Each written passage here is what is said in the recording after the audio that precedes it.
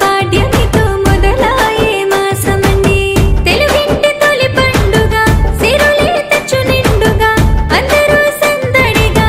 వేడుకలు సేతురగా ఉగాది వచ్చిందండి సందళ్ళి చేయండి కుహు కుహు కోయిల కొత్తకు నెమలి నాట్యమాడండి